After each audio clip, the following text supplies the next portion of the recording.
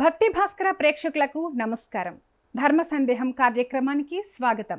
మానవ జీవితంలో సంతానం అనేది కేవలం ఒక జీవక్రియ మాత్రమే కాదు, అది ఒక పవిత్రమైన బాధ్యత. పితృ రుణం తీర్చుకోవడానికి, వంశ పరంపరను కొనసాగించడానికి ఒక ఉత్తమ సంతానం అవసరం. మరి అటువంటి ఉత్తమ గుణాలు కలిగిన ఆరోగ్యవంతులైన సంతానం కలగాలంటే మన వేదాలు ఏం చెబుతున్నాయి? శ్రౌత కర్మల ద్వారా గర్భవృద్ధిని ఎలా సాధించవచ్చు వంటి విషయాలను తెలుసుకునే ముందు ఈ వీడియోని ఎక్కడా స్కిప్ చేయకుండా చివరి వరకు చూడండి. అసలు ముందుగా మనం శ్రౌత కర్మల గురించి తెలుసుకుందాం. శృతి అంటే వేదం. వేద మంత్రాల ద్వారా త్రేతాగ్నుల సాక్షిగా నిర్వహించే అత్యున్నత యజ్ఞ యాగాదులను శ్రౌత కర్మలు అంటారు. ఇవి కేవలం భౌతికమైనవి మాత్రమే కాదు, ఇవి విశ్వశక్తిని మన శరీరంలోకి, మన ఇంట్లోకి ఆహ్వానించే ప్రక్రియలు. అలాగే వైదిక సంప్రదాయంలో గర్భం దాల్చినప్పటి నుండి బిడ్డ పుట్టే వరకు అనేక సంస్కారాలు ఉన్నాయి.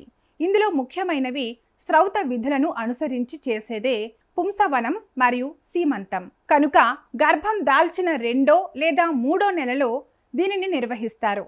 పుంసవనం అంటే కేవలం మగ సంతానమని అర్థం కాదు, సమర్థవంతమైన సంతానమని అర్థం. ఈ కర్మలో ఉపయోగించే మంత్రాలు గర్భస్థ శిశువు యొక్క మేధస్సును, శారీరక దృఢత్వాన్ని పెంచుతాయి. వేద మంత్రాల ప్రకంపనలు తల్లి గర్భాశయంపై సానుకూల ప్రభావం చూపి గర్భస్రావం జరగకుండా కాపాడుతాయి. కాబట్టి దీనిని సీమంతోన్నయనం అంటారు. ఇది గర్భవతి అయిన స్త్రీకి మానసిక ఉల్లాసాన్ని, ధైర్యాన్ని ఇచ్చే ప్రక్రియ. వేద మంత్రాల ద్వారా తల్లి మనస్సును శుద్ధి చేయటం వల్ల గర్భంలో ఉన్న శిశువుకు మంచి సంస్కారాలు అందుతాయి. అలాగే పురాణ కాలం నుండి మనం పుత్రకామేష్టి యజ్ఞం గురించి వింటూనే ఉన్నాం. దశరథ మహారాజుకు సంతానం లేనప్పుడు ఋష్యశృంగ మహర్షి ఆధ్వర్యంలో ఒక గొప్ప శ్రౌత కర్మను నిర్వహించారు. యజ్ఞగుండం నుండి వెలువడే హోమధూమం, వేదమంత్రాల ఉచ్చారణ గాలిని శుద్ధి చేస్తాయి. ఈ పవిత్ర వాతావరణం దంపతుల శరీరంలోని దోషాలను తొలగిస్తుంది. ఆధునిక విజ్ఞాన శాస్త్రం కూడా అంగీకరిస్తున్న విషయం ఏంటంటే ధ్వని తరంగాలు కణాల అభివృద్ధిపై గొప్ప ప్రభావం చూపుతాయి. శ్రౌత కర్మల్లోని మంత్రోచ్చారణ గర్భస్థ శిశువు యొక్క DNA స్థాయి వరకు వెళ్ళి సానుకూల మార్పులను తెస్తుంది. శ్రౌత విధులు కేవలం పూజలతోనే ముగియవు.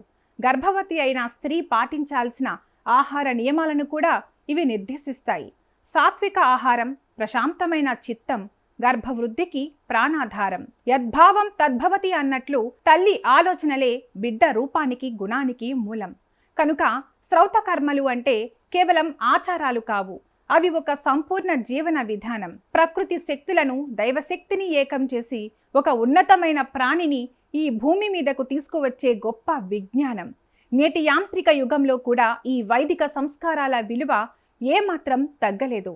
గర్భస్థ శిశువు ఆరోగ్యంగా, మేధావిగా ఎదగాలని కోరుకునే ప్రతి తల్లిదండ్రులు ఈ వైదిక విజ్ఞానాన్ని అర్థం చేసుకోవడం ఎంతో అవసరం. ఈ సమాచారం మీకు నచ్చినట్లయితే ఈ వీడియోని లైక్ చేయండి, మీ స్నేహితులకు, బంధువులకు షేర్ చేయండి. ఇలాంటి మరిన్ని ఆసక్తికరమైన ఆధ్యాత్మిక సందేహాల కోసం మన ఛానల్ని సబ్స్క్రైబ్ చేసుకోవడం మర్చిపోకండి. సర్వే జన సుఖినో భవంతు.